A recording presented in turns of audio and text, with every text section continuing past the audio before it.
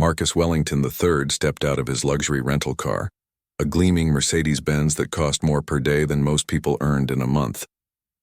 The summer sun beat down on the cobblestones of Windsor Castle's courtyard, but Marcus barely noticed the heat. He was too busy adjusting his expensive Italian sunglasses and checking his solid gold Rolex watch. At 35 years old, Marcus had never known a day without wealth. His grandfather had built a shipping empire, his father had expanded it into technology, and Marcus had inherited everything without lifting a finger. The castle grounds were bustling with tourists from around the world. Families with cameras hung around their necks pointed excitedly at the ancient walls. Children pressed their faces against iron railings, trying to get a better view of the guards. Tour guides spoke in multiple languages, sharing stories of kings and queens who had walked these same paths centuries ago. But Marcus paid no attention to any of this. He was used to being the center of attention wherever he went, and today would be no different. Marcus wore a custom-tailored suit that cost more than a small car. His shoes were handmade leather from Italy, and his watch caught the sunlight with every movement of his wrist. He walked with the confidence of someone who had never been told no in his entire life. His personal assistant, Sarah, hurried behind him, struggling to keep up while carrying his briefcase and trying to answer phone calls about his various business meetings. "Sir, your meeting with the London investors has been moved to 4 o'clock, Sarah said breathlessly. "And your dinner reservation at the exclusive club has been confirmed for 8. Marcus waved his hand dismissively. Fine. Just make sure the helicopter is ready to take us back to the hotel. I don't want to waste time sitting in London traffic with common people." As they approached the famous changing of the guard ceremony area, Marcus noticed the crowd growing thicker. Tourists were positioning themselves behind red ropes and barriers, all hoping to get the perfect photograph of the Queen's Guard in their iconic red uniforms and tall black hats. The atmosphere was filled with excitement and respect. Visitors spoke in hushed tones, understanding they were witnessing a tradition that had remained unchanged for centuries. The Queen's Guard stood at attention in their designated positions. These were not actors or performers putting on a show for tourists. They were real soldiers, highly trained members of the British Army who had earned the honor of protecting the royal family. Each guard had undergone months of rigorous training, not just in military tactics and weapons, but in the precise movements and protocols required for their ceremonial duties. They stood perfectly still, their faces showing no emotion, their eyes fixed straight ahead. Marcus pushed through the crowd, not bothering to say excuse me or apologize when he bumped into other visitors. A young mother with her small daughter had to step quickly out of his way. An elderly couple from Japan politely moved aside, though they looked confused by his rude behavior. Marcus didn't notice or care about the uncomfortable looks he was receiving from other tourists. "This is ridiculous," Marcus announced loudly to Sarah.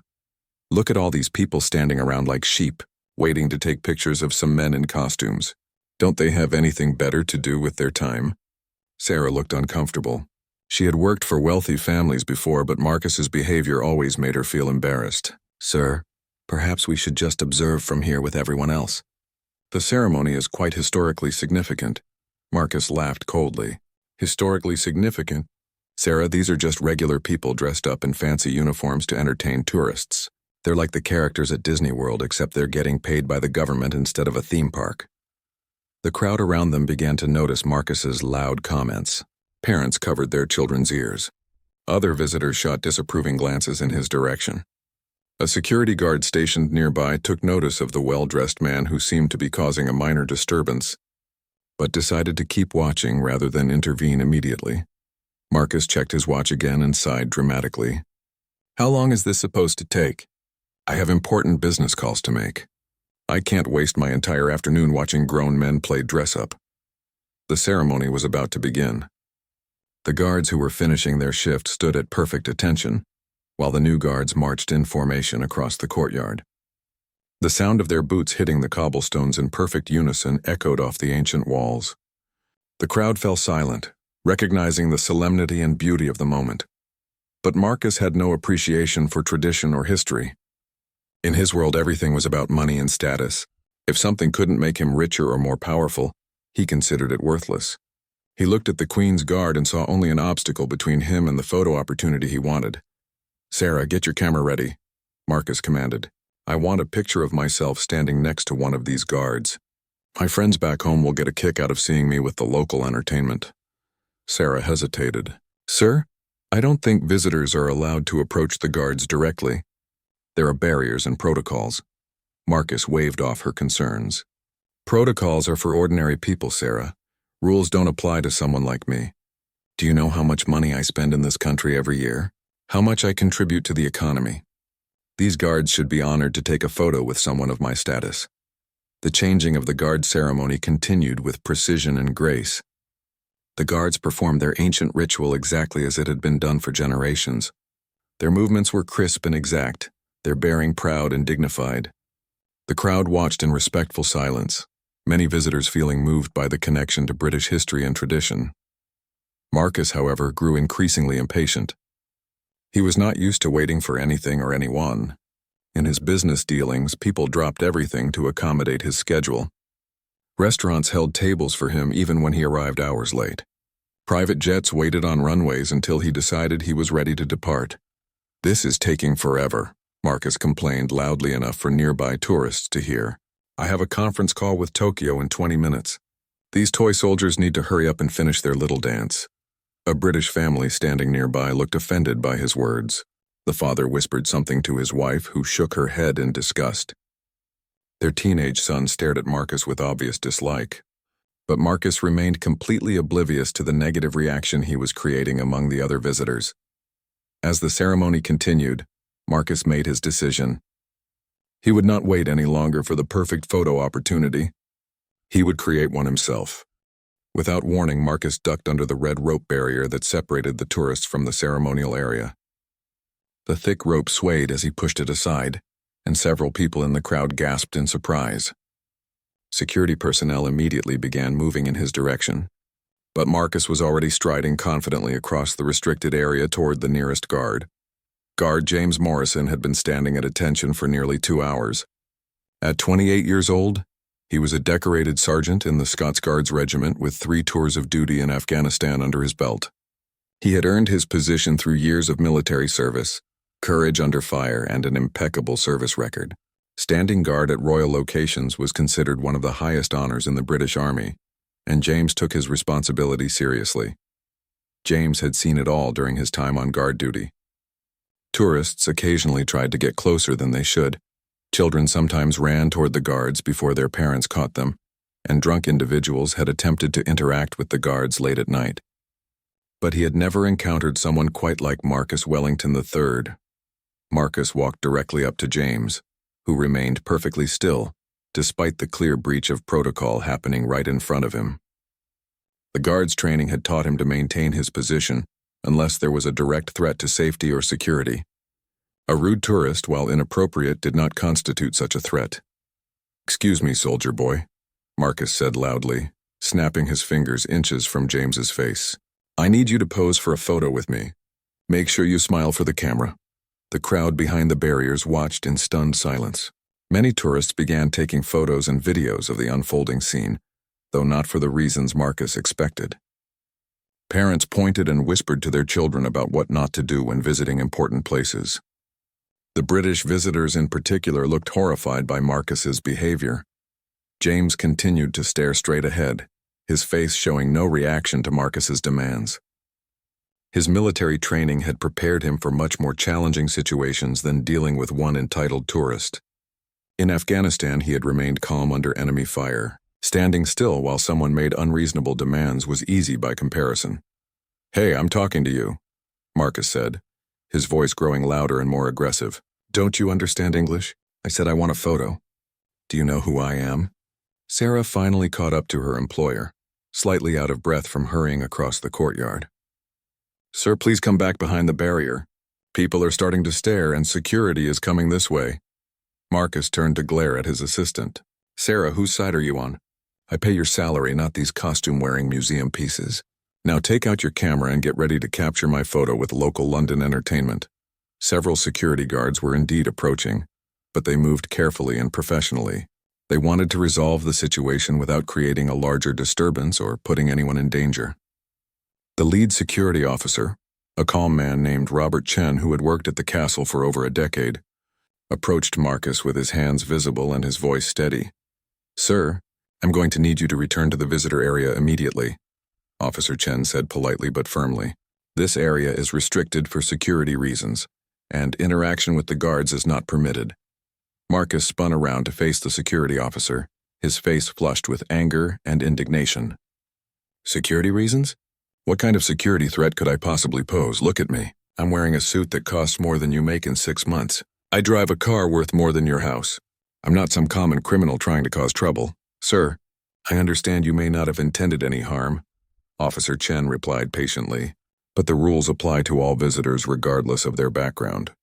The guards are performing their duties and cannot be disturbed." Marcus laughed bitterly. "Rules? Do you have any idea how much money I've spent in your country this week alone? I've stayed in the most expensive hotels, eaten at the finest restaurants, and purchased thousands of pounds worth of goods. I think that gives me the right to take one simple photograph." The crowd continued to grow as word spread about the confrontation. Tourists who had been exploring other parts of the castle grounds hurried over to see what was happening. Some visitors began recording the incident on their phones, though most were too polite to be obvious about it. James Morrison maintained his position throughout the entire exchange. His eyes remained fixed straight ahead, his posture perfect, his expression unchanged. Years of military discipline had taught him that reacting to provocations only made situations worse. He had learned this lesson the hard way during his deployments overseas, where keeping calm could mean the difference between life and death. But Marcus interpreted the guard's silence as weakness rather than professionalism. In his world, silence meant submission. When business rivals stopped arguing with him, it meant he had won. When employees stopped defending their positions, it meant they had accepted his authority.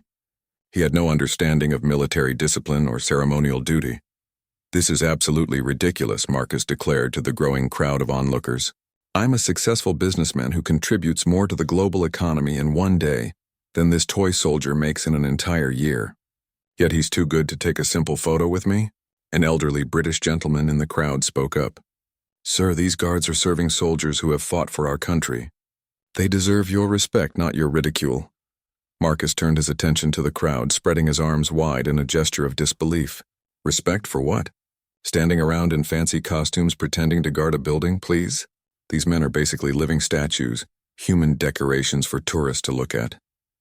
A young woman in the crowd, clearly upset by Marcus's words, called out, "Those uniforms represent centuries of British military tradition. The guards are real soldiers who have earned their positions through service and sacrifice." "Service and sacrifice," Marcus repeated mockingly. "Let me tell you about real service. I employ over 2,000 people across 3 countries. I've created jobs, generated wealth, and contributed to economic growth.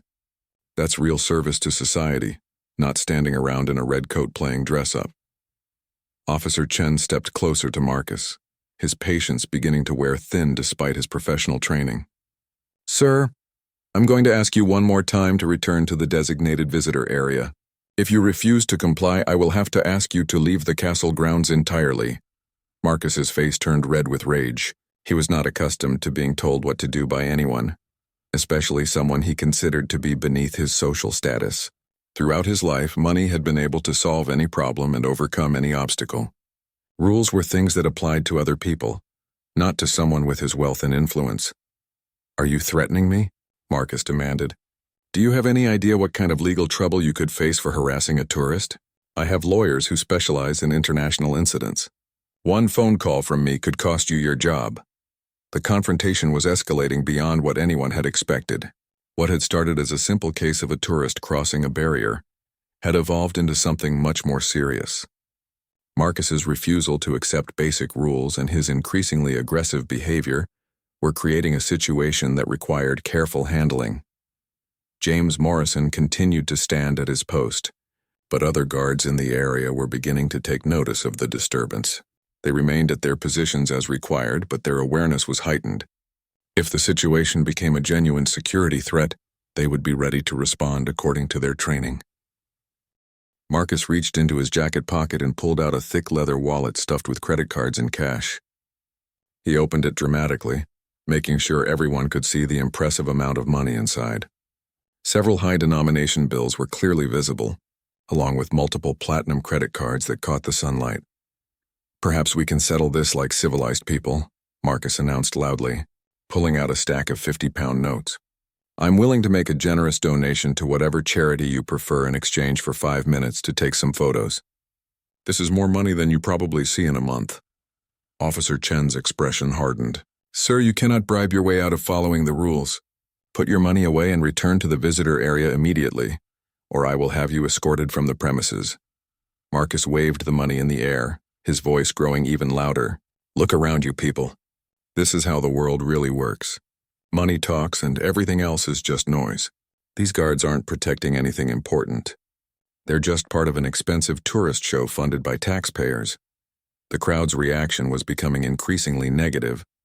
British visitors looked particularly offended by Marcus's attempts to use money to bypass established protocols. Many of them had deep respect for their military traditions and the sacrifices made by service members. To see someone treating the Queen's Guard as entertainment for hire was deeply insulting. A middle-aged woman in the crowd shouted, "You should be ashamed of yourself. These soldiers have served our country with honor. They're not for sale." Marcus turned toward the woman with a condescending smile.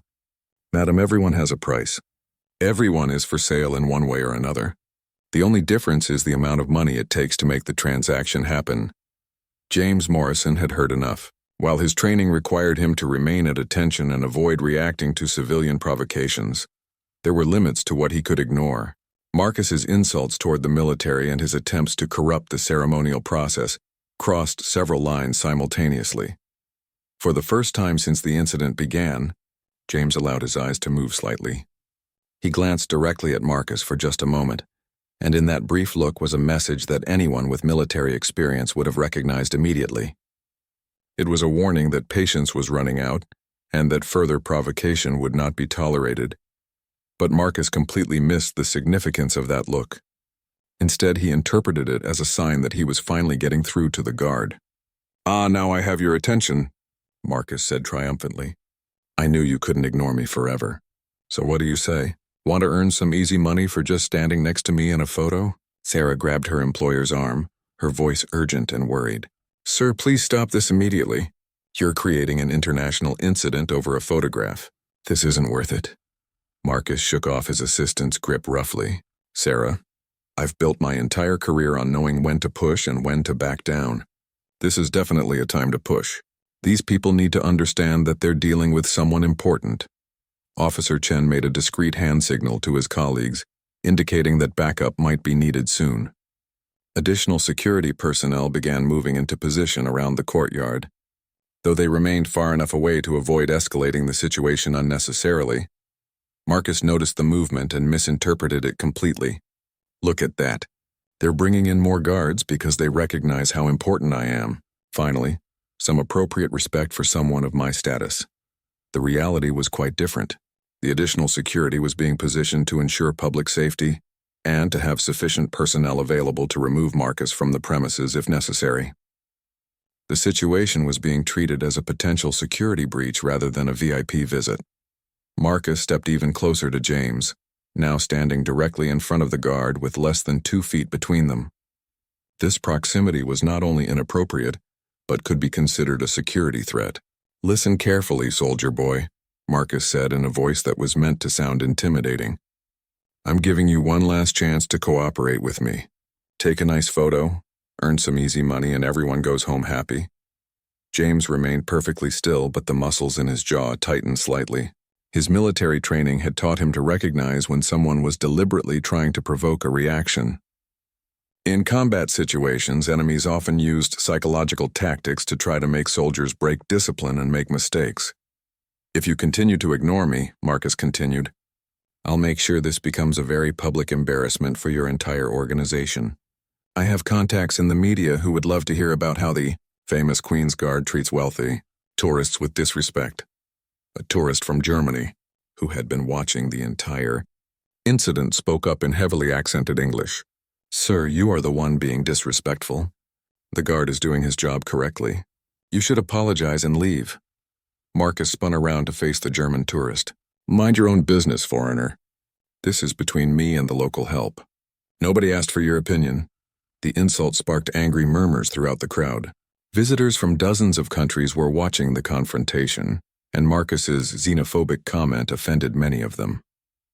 The international nature of the audience made his behavior even more embarrassing for Britain's reputation as a welcoming destination for tourists. Officer Chen decided that the situation had gone far enough. "Sir, you have exactly 30 seconds to return to the visitor area, or you will be removed from the castle grounds and banned from returning." Marcus pulled out his smartphone and held it up dramatically. "Fine. If you won't let me take a proper photo, I'll take one anyway. Then I'll post it on social media with a full description of how badly I've been treated here." He stepped even closer to James and held up his phone to take a selfie. "Smile for the camera, toy soldier. You're about to become famous on the internet." James had endured insults, bribery attempts, and violations of protocol. But this final act was too much. A tourist taking unauthorized photos in a restricted area while standing inches away from a guard on duty represented a clear security breach that required an immediate response. What happened next would shock everyone present and change Marcus's life forever. The well-dressed businessman who thought money could buy him anything was about to discover that some things in life cannot be purchased. Manipulated or intimidated James Morrison, drawing on years of military training and combat experience, was about to demonstrate why the Queen's Guard are real soldiers, not tourist attractions. The crowd held its breath as they sensed that something significant was about to occur. Marcus continued to hold his phone up, completely unaware that he had crossed a line from which there would be no return. His finger hovered over the camera button, ready to take the photo that he believed would make him the center of attention on social media. He had no idea that within seconds, he would indeed become famous on the internet, but for reasons entirely different from what he had planned. In one swift, perfectly executed movement, James Morrison stepped forward and placed his hand firmly on Marcus's chest, pushing him backward with controlled force. The movement was so quick and precise that Marcus stumbled several steps before catching his balance. His expensive phone flew from his hand and clattered across the cobblestones, the screen cracking on impact. "Make way for the Queen's Guard," James commanded in a voice that could be heard clearly across the entire courtyard. His words carried the authority of centuries of military tradition and the power of a trained soldier who had faced real danger in combat zones. The crowd erupted in cheers and applause. Tourists from around the world who had been watching the confrontation with growing anger and embarrassment suddenly found themselves witnessing a moment of perfect justice. The entitled rich man who had shown such disrespect was being put firmly in his place by a soldier who represented everything Marcus had mocked. Marcus stood frozen in shock, his expensive suit now wrinkled and his perfectly styled hair disheveled. For the first time in his adult life, someone had physically stood up to him. No one had ever dared to push him or give him orders. He was used to being the one with power, the one making demands, the one everyone else had to please. You touched me," Marcus stammered, his voice high and incredulous. "You actually put your hands on me. Do you have any idea what you've just done?" James returned to his position of attention, his face once again showing no emotion. But there was something different in his posture now, a sense of satisfaction that he had done exactly what needed to be done. The other guards in the area stood a little straighter, proud of their colleagues' professional handling of a difficult situation. Officer Chen and his security team moved in quickly to surround Marcus. "Sir, you are now officially trespassing and disrupting a military ceremony," Chen announced. "You need to come with us immediately." Marcus looked around desperately, as if expecting someone to come to his aid. But the faces in the crowd showed only approval for what had just happened. Even his own assistant Sarah was nodding in agreement with the security officer's actions. "This is outrageous," Marcus shouted, his voice cracking with emotion. "I'm going to sue everyone involved in this incident. The guard, the security staff, the entire British government. You'll all be hearing from my lawyers." A British Army officer who had been observing from a distance approached the group. Major Patricia Williams was the commanding officer responsible for the guard detail that day, and she had been monitoring the situation since it began. At 42 years old, she was a veteran of multiple deployments and had extensive experience dealing with both military and civilian challenges. "Sir," Major Williams said with calm authority, "Sergeant Morrison acted entirely within his rights and training. When you entered the restricted area and approached a guard on duty, you created a potential security threat when you refused multiple requests to withdraw and then attempted to make physical contact for a photograph, you crossed the line from tourist misconduct to security breach. Marcus's face turned even redder. Security breach? I'm a businessman, not a terrorist. I was trying to take a simple photograph. The sergeant had no way to know your intentions, Major Williams explained. His training requires him to treat any unauthorized approach as a potential threat until proven otherwise. Your refusal to follow instructions and your aggressive behavior supported that assessment. The crowd continued to watch the drama unfold, with many people now openly recording the incident on their phones. Marcus's outburst was being captured from multiple angles and would soon be shared across social media platforms around the world. Sarah stepped forward, looking mortified by her employer's behavior. Sir, please just apologize and let's leave quietly. This situation is getting worse by the minute. Marcus turned on his assistant with fury. Apologize? Sarah, I pay you to support me, not to side with these government employees against me. If you can't do your job properly, maybe I need to find someone who can. The threat to fire his assistant was the final straw for many observers. A young father in the crowd called out, "Leave the woman alone. She's the only one here with any sense." Marcus spun around to face the crowd, his arms spread wide in a gesture of disbelief. This is incredible. A room full of tourists and minimum wage workers are ganging up on a successful businessman because he wanted to take a photograph. This is exactly what's wrong with the world today. Officer Chen placed a firm hand on Marcus's shoulder. Sir, you're coming with us now. You can continue this conversation at the security office. Don't touch me, Marcus screamed, jerking away from the officer's grip. I know my rights. I demand to speak to someone in charge. I want to contact the American Embassy immediately. Major Williams stepped closer. I am someone in charge, sir, and creating a disturbance on royal property is a serious matter, regardless of your nationality. You will be processed according to British law. As the security team began to escort Marcus toward the exit, he continued to shout protests and threats. This is discrimination against Americans. I'm going to make sure this incident becomes an international news story. Everyone involved will regret treating me this way. The crowd followed at a distance, many people still taking photos and videos. The incident had become the most exciting thing that had happened at the castle in years. Tourists who had come hoping to see a traditional changing of the guard ceremony had instead witnessed a real-life drama, featuring an entitled rich man being brought down by military discipline.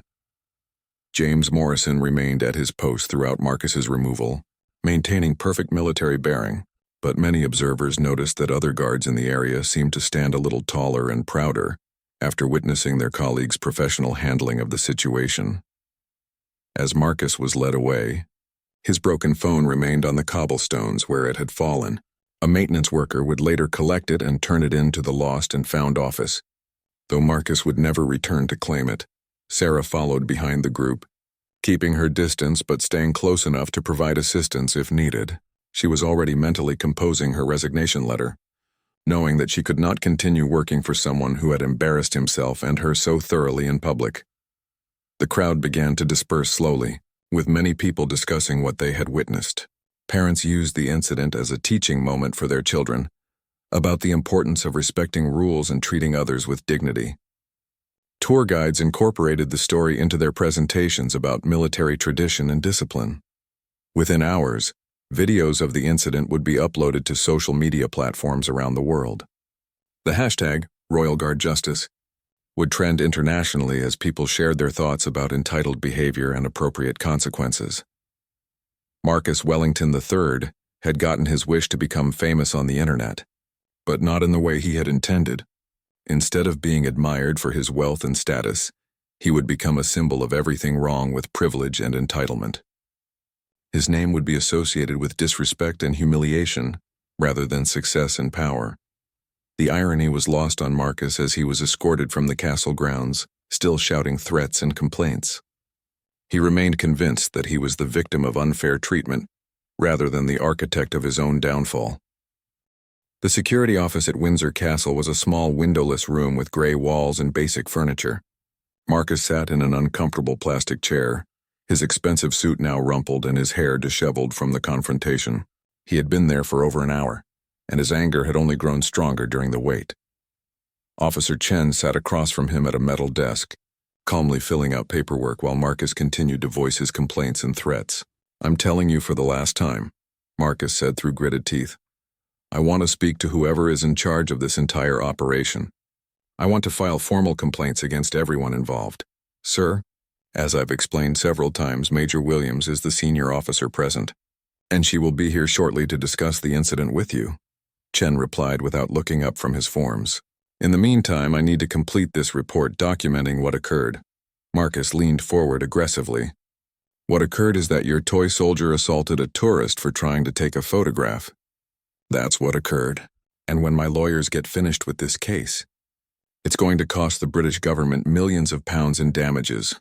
The door opened and Major Williams entered, followed by Sarah, who looked extremely uncomfortable. The Major carried a tablet computer and a thick folder of documents. She sat down across from Marcus and studied him for a moment before speaking. "Mr. Wellington, I've reviewed the security footage of today's incident, and I need to discuss several serious violations with you," Major Williams began in a calm, professional tone. Marcus interrupted immediately. "Violations? I'm the one who was violated. Your guard put his hands on me without provocation. That's assault, plain and simple." Major Williams tapped her tablet screen and turned it toward Marcus. "This is security footage from multiple cameras showing the entire incident. Would you like to review it together?" The video played in complete silence. Marcus watched himself duck under the rope barrier, approach the guard, make demands for photos, attempt to bribe Officer Chen, insult other tourists, and finally move aggressively close to Sergeant Morrison while holding up his phone. "As you can see," Major Williams explained, Sergeant Morrison's response was measured and appropriate. He used minimal force to create distance between himself and a person who had violated multiple security protocols and was acting in an increasingly aggressive manner. Marcus stared at the screen in disbelief. Seeing his own behavior from an outside perspective was shocking, though he refused to admit it. "That video doesn't show everything. It doesn't show how rude everyone was to me from the beginning. Actually, it shows exactly the opposite," Major Williams replied. "It shows Officer Chen being extremely patient and polite despite your refusal to follow basic rules. It shows tourists trying to reason with you respectfully, and it shows you becoming increasingly hostile when people didn't do what you demanded." Sarah shifted uncomfortably in her chair. She had watched the video with growing embarrassment, knowing that she would soon be looking for a new job. Working for Marcus had always been challenging, but today's incident had crossed lines that she could not ignore. Marcus pulled out his backup phone and began dialing. "I'm calling my lawyer right now. This conversation is over until I have legal representation present." "That's certainly your right," Major Williams said calmly. "However, I should inform you that several charges are being considered in this matter." Marcus stopped dialing and looked up sharply. "Charges? What charges?" Major Williams consulted her folder. "Trespassing on restricted government property, interfering with military personnel in the performance of their duties, disturbing the peace, and harassment of public servants. Depending on how you want to proceed, additional charges could be added."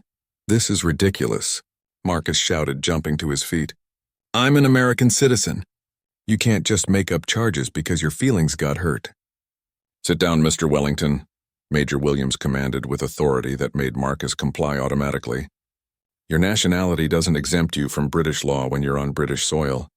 And these aren't made-up charges. They're standard legal consequences for the behavior you exhibited today." Officer Chen looked up from his paperwork. "Sir, we've also received reports that you made discriminatory comments to tourists from other countries. That could constitute additional violations under hate speech laws." Marcus's face went pale. He had expected to walk away from this incident with nothing more than a stern warning, and perhaps a story to tell his friends back home. The possibility of actual legal consequences had never occurred to him. "Now, before we proceed further," Major Williams continued, "I want to give you an opportunity to reconsider your approach to this situation. We have clear video evidence of everything that happened. We have witness statements from multiple tourists and staff members. And we have a decorated combat veteran who acted entirely within his training and authority." Marcus looked around the room desperately. For the first time since the incident began, he was starting to realize that his money and status might not be enough to make this problem disappear. What are you suggesting?" "I'm suggesting that you have two choices," Major Williams explained. You can continue down the path of threats and lawsuits, in which case, we will pursue all available charges and let the courts decide the outcome. Or you can acknowledge that mistakes were made, accept responsibility for your actions, and we can discuss a more reasonable resolution. Marcus's mind raced as he tried to calculate the potential consequences of each option.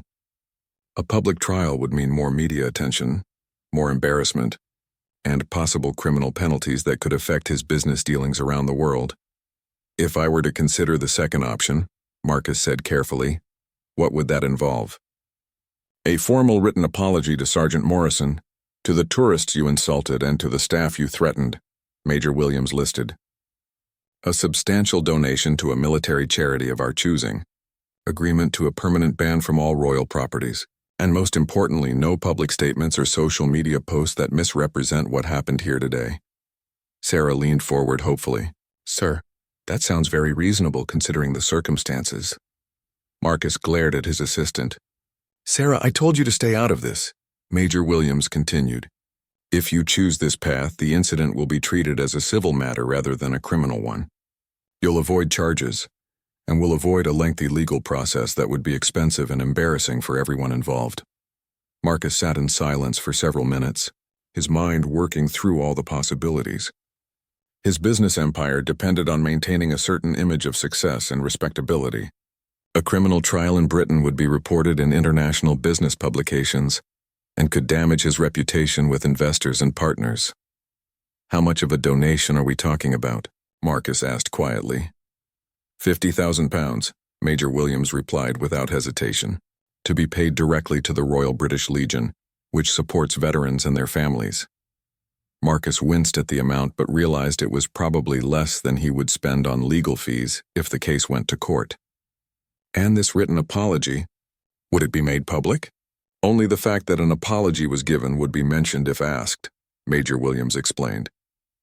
The specific contents would remain private unless you chose to make them public yourself. Sir, Sarah interjected softly, I really think you should consider this offer carefully. It's a way to resolve everything quietly and move forward. Marcus turned to look at his assistant, and for the first time that day he seemed to really see her. Sarah had been loyal to him for 3 years, handling his demanding schedule and difficult personality with professionalism. Today she had tried repeatedly to prevent him from making the situation worse, and he had treated her badly in return. Sarah, Marcus said slowly, I owe you an apology too. You tried to help me today and I was wrong to speak to you the way I did. Sarah looked surprised by the unexpected acknowledgement. Thank you, sir. I appreciate that. Officer Chen finished his paperwork and looked up. Mr. Wellington, we need a decision. Other incidents require our attention and we can't keep this office tied up indefinitely. Marcus took a deep breath and made his choice. I'll accept the terms you've outlined, but I want it clearly understood that I still believe the guard's response was excessive. Major Williams nodded. Your opinion is noted, Mr. Wellington. However, part of taking responsibility means acknowledging that your actions led directly to the consequences you experienced. Sergeant Morrison is a decorated combat veteran who has served his country with distinction. He deserves respect, not criticism. Fine, Marcus said quietly. I'll include that acknowledgement in my written apology. Over the next hour, Marcus worked with Major Williams to draft a formal letter of apology. The process was difficult for him because admitting fault went against everything he had been taught about business and negotiation. But as he wrote about his disrespectful behavior and inappropriate demands, he began to understand how his actions had appeared to others.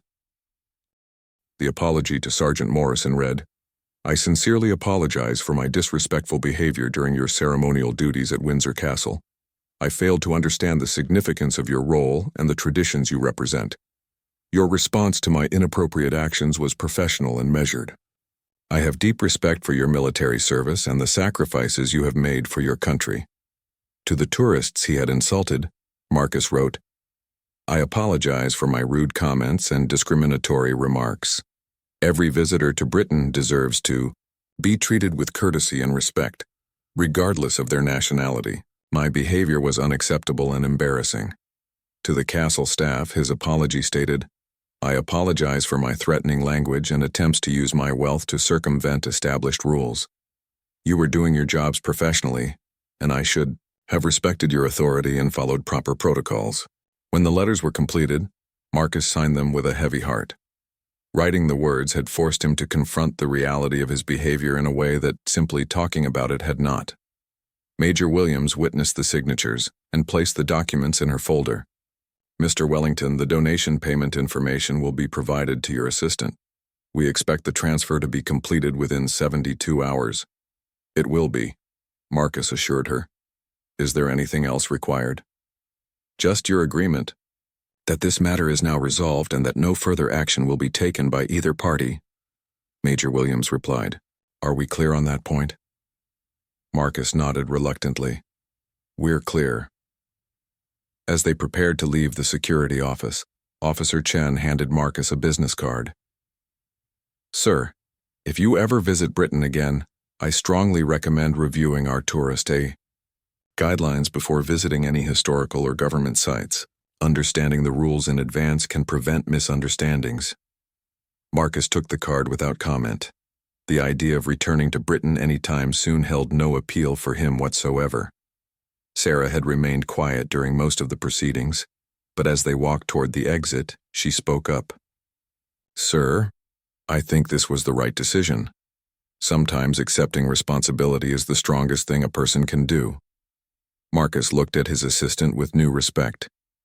Sarah, you've been trying to teach me that lesson all day. I should have listened to you from the beginning. As they left Windsor Castle for the final time, Marcus reflected on how different his day had turned out from what he had planned. He had come expecting to be treated like royalty himself, and instead had learned a hard lesson about respect, tradition, and the limits of wealth and privilege. 3 months after the Windsor Castle incident, Marcus Wellington III sat in his office in Manhattan, staring at his computer screen in disbelief. Despite his agreement to keep the matter private, videos of his confrontation with the Queen's Guard had somehow leaked onto social media and were spreading rapidly across the internet. The hashtag #EntilledTourist was trending worldwide, with millions of people sharing and commenting on the footage. News outlets from around the globe had picked up the story, and Marcus found himself being discussed on television shows, radio, programs, and online forums as the perfect example of wealthy American arrogance abroad. His secretary knocked on his office door. Mr. Wellington, you have several interview requests from news organizations. They want your response to the viral video situation. Marcus waved her away without looking up. Tell them all no comment, and hold all my calls for the rest of the day. The business consequences were already becoming apparent. 2 major investors had pulled out of upcoming deals, citing concerns about being associated with someone who had become an international symbol of entitled behavior. His company's stock price had dropped significantly as news of his identity spread online. But the professional damage was nothing compared to the personal humiliation Marcus felt every time he saw the video. Watching himself behave so badly in front of hundreds of people was painful enough, but knowing that millions of strangers were now judging him based on those few minutes was almost unbearable. His phone buzzed with a text message from his daughter Emma, who was studying at Oxford University in England. Dad, I'm so embarrassed. Everyone here knows it was you in that video. How could you act like that? Those guards are respected here. You made yourself look like a complete fool. Marcus put his head in his hands. Emma's disappointment hurt more than all the business losses combined. He had always wanted his children to be proud of him, to see him as a successful man who had built something important. Instead, his daughter was ashamed to share his name. Sarah walked into his office carrying a folder of documents. In the months since the Windsor Castle incident, their working relationship had changed significantly. Marcus had become more respectful of her opinions and less demanding in his interactions with staff. Sir, I have the quarterly reports you requested, Sarah said, placing the folder on his desk. Also, there's been a development regarding the Windsor situation. Marcus looked up with concern. What kind of development? Sergeant Morrison, the guard from the incident, has been selected to receive the Distinguished Service Medal for his military service in Afghanistan, Sarah explained. The ceremony will be covered by British media, and his name is likely to be mentioned in connection with your viral video. Marcus felt a wave of shame wash over him. While he was dealing with embarrassment and business problems, the man he had Insulted and disrespected was being honored for genuine heroism and service to his country. There's something else, Sarah continued. I've been contacted by a documentary filmmaker who wants to explore the incident as part of a larger project about privilege and accountability. They're asking if you would be willing to participate. Absolutely not, Marcus replied immediately. The last thing I need is more publicity about this mess. Sarah sat down across from his desk, something she had never done before without being invited. Sir, with respect, maybe it's time to consider a different approach. Running away from this situation isn't making it go away. Marcus studied his assistant's face. What are you suggesting? I'm suggesting that you might be able to turn this negative situation into something positive, Sarah explained. Instead of being remembered only as the entitled tourist, you could become someone who learned from his mistakes and grew as a person. Marcus leaned back in his chair, considering her words. You think I should do the documentary? I think you should consider it, Sarah replied. But only if you're genuinely prepared to be honest about what happened and what you learned from it. No excuses, no justifications, just truth. That evening, Marcus sat alone in his penthouse apartment, looking out at the lights of New York City. For the first time in months, he allowed himself to really think about what had happened at Windsor Castle and why it had affected so many people so strongly. He realized that his behavior that day had been the culmination of years of believing that wealth gave him the right to ignore rules and disrespect others. He had treated the Queen's Guard, the security staff, and even his own assistant as if they were less important than him simply because they had less money. The viral video had held up a mirror to his character, and he didn't like what he saw reflected there. The entitled, arrogant man in that footage was someone he was no longer sure he wanted to be. Marcus picked up his phone and called Sarah at home. Sarah, I've been thinking about what you said today. If I were to do this documentary, what do you think I should focus on? Honesty, Sarah replied without hesitation. People can forgive mistakes, but they can't forgive dishonesty. If you're going to tell this story, tell it completely and truthfully. Over the following weeks, Marcus met several times with the documentary filmmaker, a thoughtful woman named Rebecca Chen, who specialized in stories about personal transformation. She wanted to explore not just what had happened at Windsor Castle, but why it had happened and what Marcus had learned from the experience. The video shows your behavior, but it doesn't show your humanity, Rebecca explained during their first meeting. If you're willing to be vulnerable and honest, we can create something that helps people understand how privilege and entitlement can corrupt good judgment. Marcus agreed to participate, but only under specific conditions. A portion of any profits from the documentary would be donated to military charities. Sergeant Morrison would be contacted and given the opportunity to participate if he chose, but without any pressure to do so. And Marcus would submit to completely honest interviews, even about topics that made him uncomfortable. The documentary filming process was difficult for Marcus. He had to discuss his childhood of extreme privilege, his business practices that prioritize profit over people, and his pattern of treating service workers and employees as inferiors. But the most challenging part was watching the Windsor Castle footage again and providing honest commentary about his thoughts and motivations at the time. When I see that man in the video, Marcus said during one particularly emotional interview session, I see someone who had completely lost touch with basic human decency. I had convinced myself that my wealth made me more important than other people, when in reality it just made me more responsible for treating others with respect.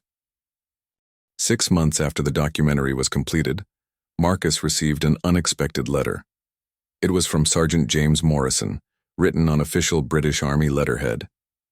Mr. Wellington, the letter began, I watched your documentary about our encounter at Windsor Castle. I wanted you to know that I respect your willingness to acknowledge your mistakes publicly and to use your experience to help others learn about the importance of treating all people with dignity. Your honest reflection shows the kind of character growth that we hope to see in all people. I wish you well in your continued efforts to be a better person. Marcus read the letter 3 times, tears forming in his eyes. The respect of the man he had wronged meant more to him than any business success he had ever achieved. He framed the letter and hung it in his office, where it served as a daily reminder of the person he was trying to become. The entitled tourist who had demanded photos with toy soldiers was gone, replaced by someone who understood that true respect must be earned through character, not purchased with money. The viral video that had once been a source of shame became a teaching tool that Marcus used in speeches at business schools and leadership conferences.